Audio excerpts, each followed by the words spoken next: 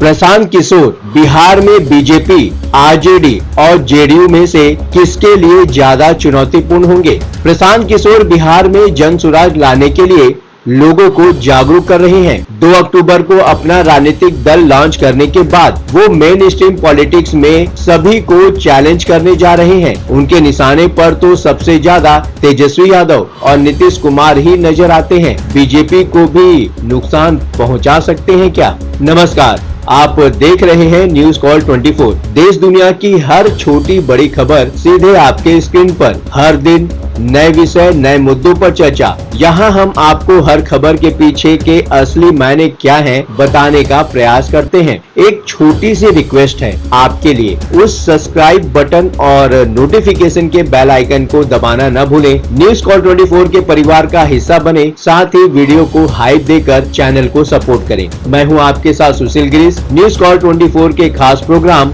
Opinion Bharat में आपका स्वागत है। बात समझनी है तो पूरी सुननी होगी। वीडियो में आखिरी तक बने रहिए। आइए बढ़ते हैं खबरों की तरफ। 2 अक्टूबर को राजनीतिक पार्टी लॉन्च करने से ठीक पहले प्रशांत किशोर को अच्छा मुद्दा मिल गया है। पश्चिम बंगाल के सिलगुड़ी में बिहार के छात्र की पिटाई की घटना वही मसला है जिसका प्रशांत किशोर अपने जन सुराज अभियान के दौरान बार बार जिक्र कर रहे हैं। और पीके के नाम से सुपरिचित प्रशांत किशोर सिलीगुड़ी की घटना का जिक्र करते हुए बिहार के राजनीतिक दलों को कटघरे में खड़ा कर रहे हैं। पीके का कहना है कि नेताओं की वजह से ही पूरे देश में बिहार के बच्चों को अपमानित किया जा रहा है। कहते हैं आज पूरे देश में बिहार के लोगों का अपमान हो रहा है। बिहारी व्यक्ति को मूर्ख, अनपढ़ और मजदूर समझा जाता है। आज बिहारी शब्द गाली बन गया है। प्रशांत किशोर और अरविंद केजरीवाल की राजनीतिक शैली की अक्सर तुलना की जाती है,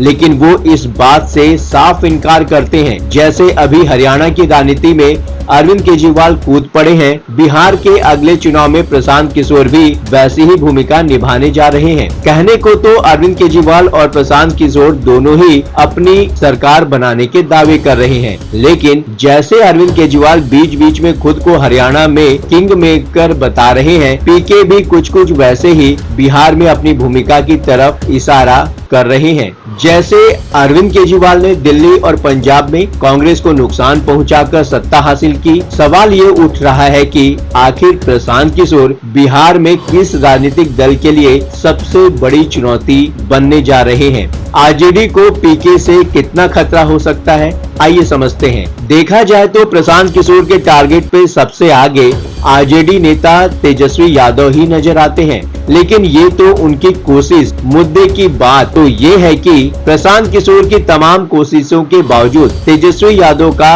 वाकई कोई नुकसान हो पाएगा क्या? तेजस्वी यादव घोर जातिवाद की राजनीति करते हैं। यादव के लिए मुस्लिम वोट का गठजोड़ कर लालू प्रसाद यादव लंबे अरसे से राजनीति करते आ रहे हैं और तेजस्वी यादव उसी विरासत को बरकरार रखने की कोशिश कर रहे हैं। प्रशांत किशोर यादव वोट बैंक में सेंध लगा पाना असंभव तो नहीं है, लेकिन बेहद मुश्किल है। हो सकता है रोजगार के वादे और कुछ कारगर लगने वाले लुभावने चुनावी वादों के जरिए प्रशांत किशोर युवाओं को अपनी तरफ खींच लें, लेकिन आरजेडी के कोर वोट बैंक को अपनी तरफ खींच पाना उनके लिए लोहे के चने चबाने जैसा ही है। जन सुराज के बैनर तले प्रशांत किशोर ने आने वाले बिहार चुनाव में 40 मुस्लिम उम्मीदवार उतारने की घोषणा जरूर किए हैं, लेकिन वो मुस्लिम वोट ले पाएंगे संदेह है, क्योंकि वो असुद्दीन ओवैसी नहीं है और जिस तरह असुद्दीन ओवैसी से बिहार के मुसलमानों को कुछ नहीं मिला, वे और भी सतर्क होंगे। हाँ, ये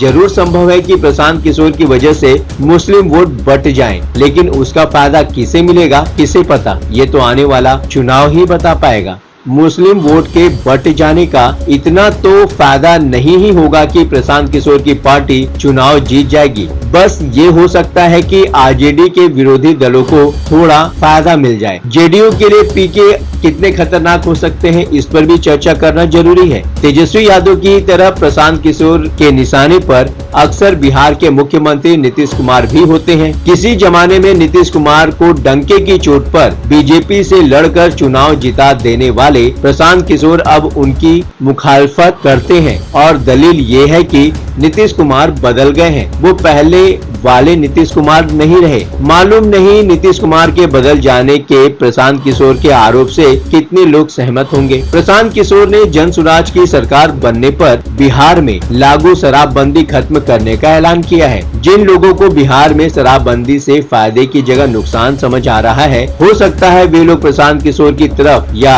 नीतीश कुमार के विरोधी पाले में चले जाएं। जब दो पार्टियों की चर्चा कर चुके हैं तो आइए बीजेपी के बारे में भी समझ लेते हैं कि बीजेपी को भी पीके से कोई खतरा है क्या। प्रशांत किशोर खुद को बिहार में तीसरे विकल्प के तौर पर पेश कर रहे हैं। बिहार में 3 दशक से सिर्फ लालू परिवार और नीतीश कुमार का शासन है और वो दोनों ही सरकारों की लगातार खामियां गिनाते रहे हैं। ऐसे में समझना जरूरी हो जाता है कि प्रशांत किशोर की मुहिम से बीजेपी को भी नुकसान हो सकता है क्या, क्योंकि बीजेपी तो सत्ता में भागीदार भर है, नेतृत्व तो नीतीश कुमार के हाथों में है। बीजेपी की रणनीति यही है कि नीतीश कुमार की कमियों से वो पल्ला झाड़ ले और उनके सुशासन की विरासत पर जैसे भी और जब भी मुमकिन हो काबिज हो जाए। अब अगर प्रशांत किशोर की वजह से नीतीश कुमार को वैसे ही नुकसान पहुंचता है जैसे चिराग पासवान से हुआ था और तेजस्वी यादव को भी मुस्लिम वोट बैंक के चलते नुकसान होता है, तो सीधा फायदा तो बीजेपी को ही मिलेगा। अगर प्रशांत किशोर खुद फायदे में नहीं होंगे तो मानकर चलना चाहिए कि बीजेपी को नुकसान नहीं होगा बल्कि वो फायदे में रहेगी। आपका इस विषय पर क्या कहना है? बातों ही बातों में मुद्दे की बात हो जाती है। अब आपकी बात नहीं रहेगी अनसुनी। आपकी सलाह, आपकी सोच और आपकी राय हमारे लिए मायने रखती है। कमेंट करके अपनी प्रतिक्रिया अवश्य दें। अभी तक आपने इस चैनल को सब्सक्राइब नहीं किया है तो देर किस बात की, चैनल को अभी सब्सक्राइब करें। नोटिफिकेशन में जाकर बेल का आइकन दबाना बिल्कुल भी ना भूलें। आज के लिए बस इतना ही। लगातार खबरों के लिए बने रहिए न्यूज़ कॉल 24 के साथ।